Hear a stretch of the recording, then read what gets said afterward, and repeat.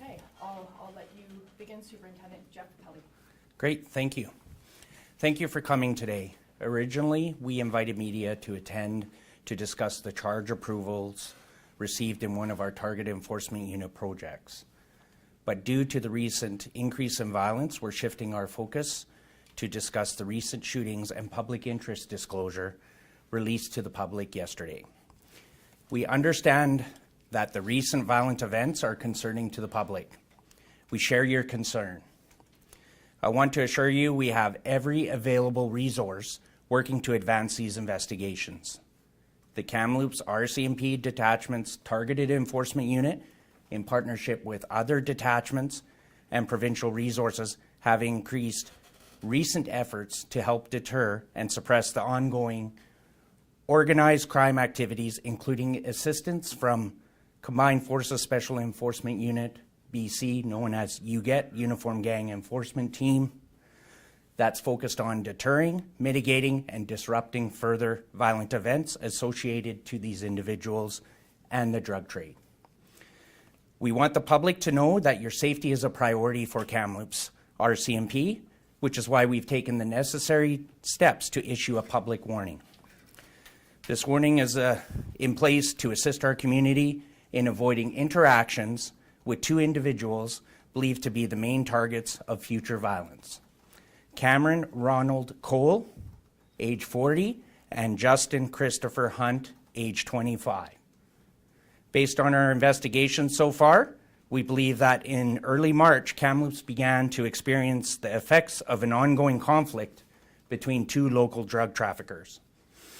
A number of those investigations are ongoing, and we can't get into the specifics related to them in order to protect the integrity and advancement, but there has been an escalation in public nature of violence attached, including a series of arsons that preceded this weekend's shootings.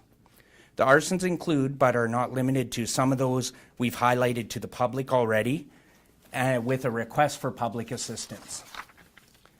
On March 13th, Kamloops RCMP frontline officers responded to a report of an explosion at a multi-residential dwelling on the 1700 block of Brunner Avenue. Thankfully, Kamloops Fire Department attended and was able to contain the fire to the targeted unit. As a part of the investigation, we released images of two individuals who were observed throwing something into the residence before it caught fire. That incident continues to be treated as an active arson investigation. On March 19th, less than a week later, police received a report of another arson. This time at an address on the 200 block of Spruce Avenue where a fire had been lit on a porch. On March 28th, another arson occurred in the same area, the 200 block of Spruce Avenue, where a homeowner woke up to a loud bang and his back deck was on fire. Investigators determined that the incendiary devices were believed to be Molotov cocktails were thrown at the residence. Following that, on March 30th, frontline officers attended the 800 block of Valhalla Drive for a report of an explosion at a multi-unit residence. The fire department attended and put out that fire, but police determined that the fire also was believed to have started with Molotov cocktails. That same day, police were called to the 400 block of Chilcotin Road for a report of an arson at a multi-unit commercial building. And then on April 7th, police were again called to the 200 block of Spruce Avenue, where an unoccupied van was the target of an arson. As these events were occurring, the Kamloops RCMP detachment continued to advance these investigations, as well as others that are ongoing. This is with the support of its frontline officers, Targeted Enforcement Unit, fire investigators, Crime Reduction Unit, our police dog services, forensic identification services, and our provincial support units, such as the Combined Forces Special Enforcement Unit. Our teams focused their efforts on suppressing the activities of those involved in the criminal activities, and as noted in some of our previous media releases, continued to remove guns, drugs, and weapons from the community during traffic stops, search warrant executions, and other investigative efforts, not all related to the conflict noted. Our efforts continue to disrupt the drug trade through the advancement of other targeted enforcement-related long-term investigations, as mentioned in our previous release about the recent charge approvals related to drug trafficking and firearm offenses. While these investigations continue to advance and the new investigations emerge, we are constantly making connections and reassessing the risk associated with the impact of criminal behavior in our community.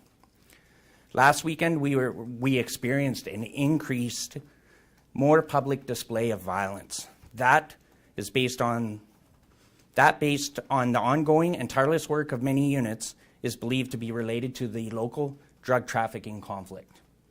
On May 2nd at approximately 6:30 p.m., the Kamloops RCMP responded to a complaint of shots fired at a local hotel, which actually occurred earlier in the day around midnight.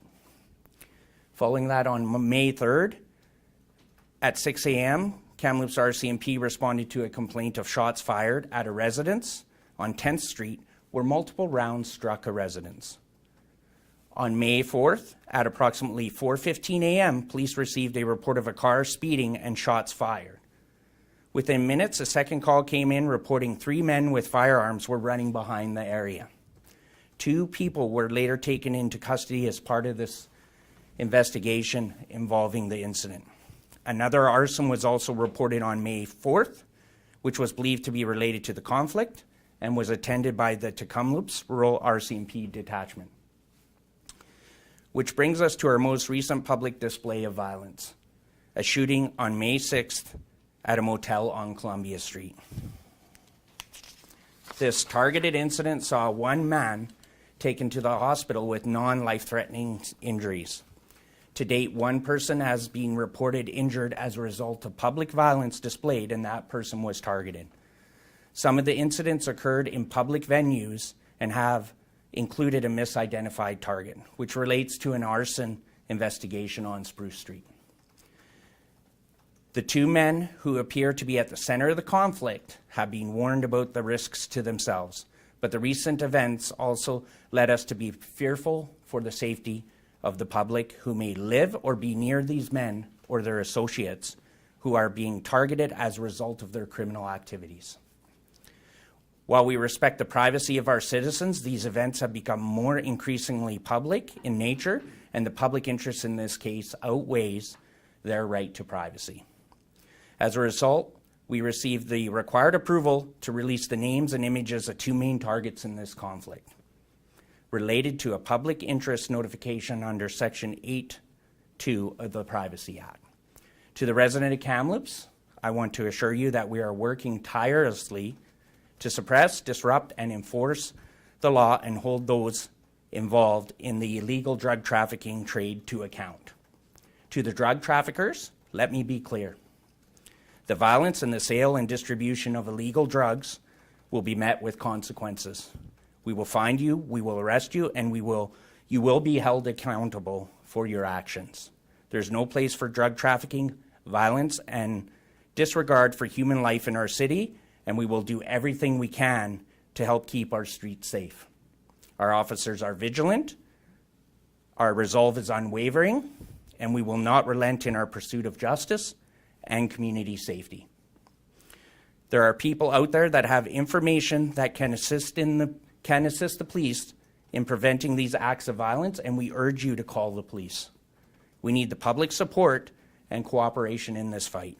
If you witness something, say something. Be it a suspicious occurrence, something you witnessed, or something you may not be sure is related, but it could be, then together we can all make our city a safer and better place for all. Thank you. Okay, I'll start as I see the hands go up. Go ahead. Oh, sure.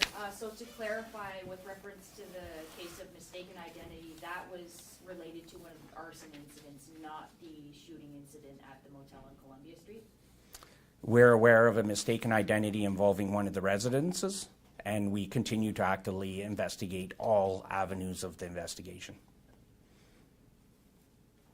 Tim?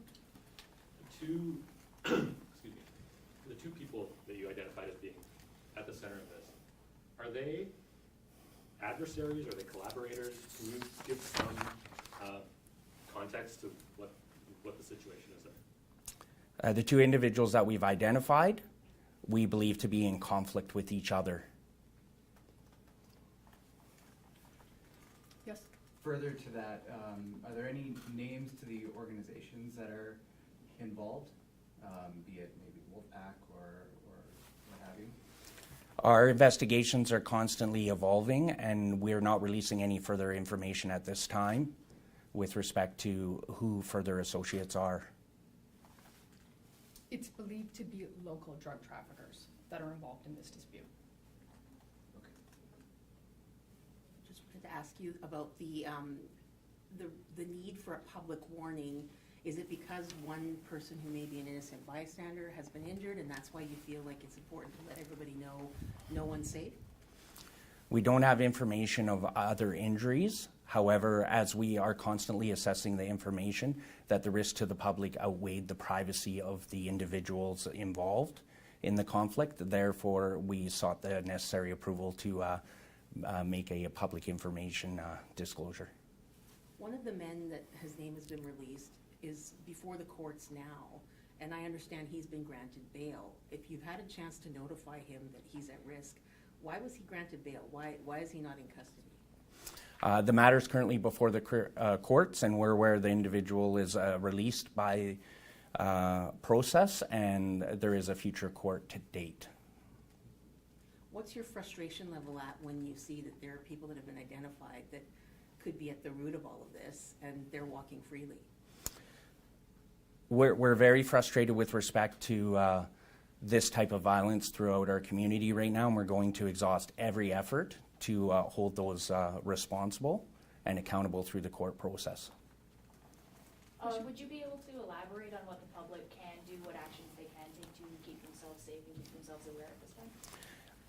As stated in our public information disclosure, if you are near or around these individuals, please remove yourself from being near these individuals. If you see suspicious occurrences or acts of violence or a crime, please make the necessary reports and work with our investigators. Mike? Yeah, did the arrest of Cole and Cameron have anything to do with this surge in violence? Has it contributed to the surge? Very good question. We were well aware of a lengthy investigation that was ongoing prior to this increased violence. And again, we're assessing all the facts as we move ahead, but there was a number of events prior to the arrest of in charge of Mr. Cole. Just a follow-up to that, can you kind of elaborate that for the two men, Hunt and Cole, kind of how their lives are at risk? Like, maybe just explain a bit for each. Well, we are well aware that there is a conflict that is ongoing, and by being entrenched in such a drug trafficking trade, that we are concerned about the public and we are concerned about these individuals. And do you suspect Hunt or Cole are attributed or to any of these particular acts of violence? A number of our investigations are ongoing, and I cannot comment further on the investigations to protect the integrity of them as we continue to advance them as a priority. Tim, then Levi?